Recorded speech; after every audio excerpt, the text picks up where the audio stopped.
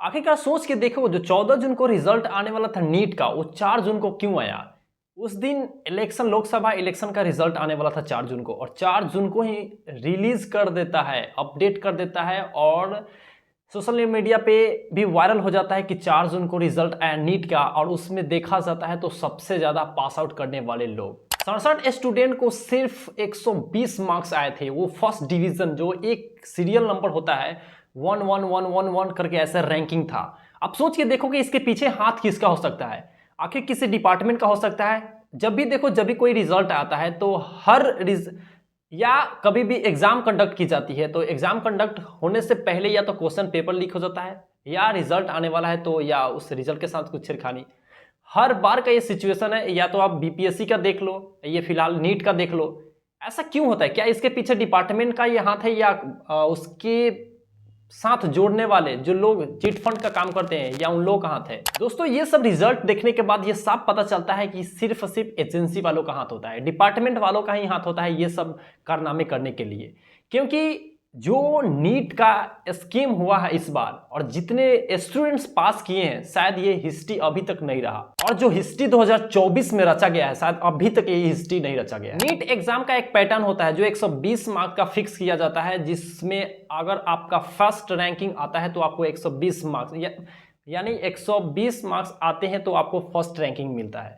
और ये सिचुएशन इस बार ऐसे देखने को मिला है कि 120 मार्क्स लगभग 67 लोगों को आया है। मतलब एक रैंक जो सीरियल हुआ है, वो सीरियल नंबर में 67 लोगों को आया है।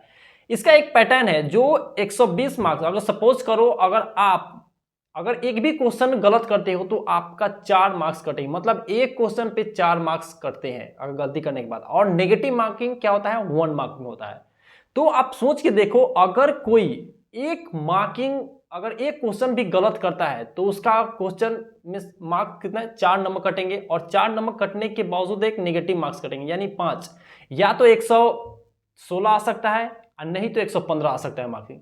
हद तो तब हो जाता है कि किसी को तो 124 और किसी के 130।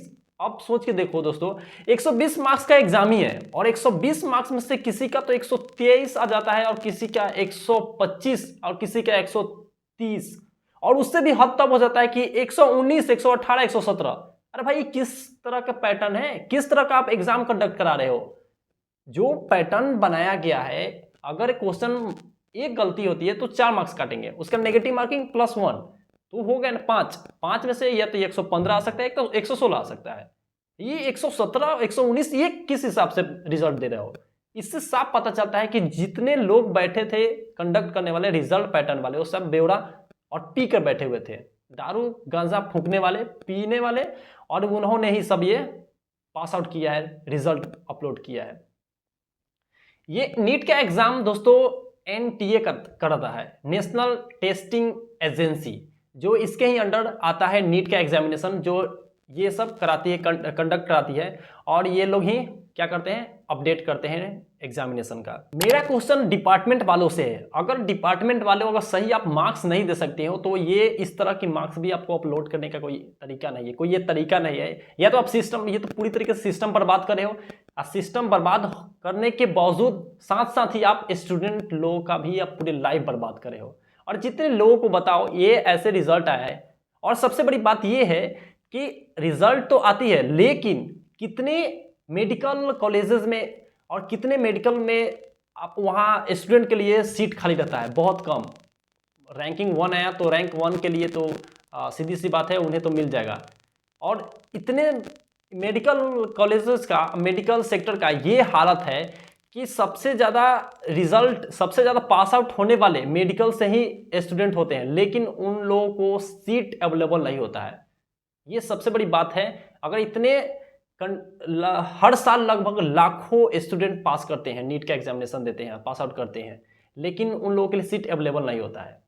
तो आप सोच के देखो कि हर स्टूडेंट का, लगभग स्टूडेंट का फ्यूचर बर्बाद किया जा रहा है। ऐसे एजेंसी जो खुद कंडक्ट कराते हैं, एक तो स्कैम करते हैं, साथ में ही उन लोगों का फ्यूचर भी बर्बाद कर रहे हैं। ये किस तरह का एग्जामिनेशन कंडक्ट कराया जा रहा है। कभी देखो तो बीपीएससी का कभी क्वेश्चन लीक हो जाता है, तो कभी नीट का, तो कभी क्या क्या, ये क्या है यार। इससे तो बेहतर है कि आप खुद बंद कर दो ऐसे जितने सारे कंडक्ट करने वाले एग्जामिनेशन सेंटर है सबको बंद कर दो, ज़्यादा बेहतर रहेंगे। स्टूडेंट खुद करेंगे अपना प्रिपरेशन, और खुद प्रिपरेशन करने के बाद जो भी होगा उनका लेवल, बेस्ट लेवल, वो अपना बेस्ट लेवल देंगे। और मेरा लास्ट रिप्लाई है कि हर जो डिपार्टमेंट वो कंडक्ट कराती है एग्जामिनेशन का, और डिपार्टमेंट को सही तरीके से काम करना होगा, सही तरीके से एग्जामिनेशन कंडक्ट कराने पड़ेंगे, तभी स्टूडेंट का फ्यूचर सही सलामत होगा।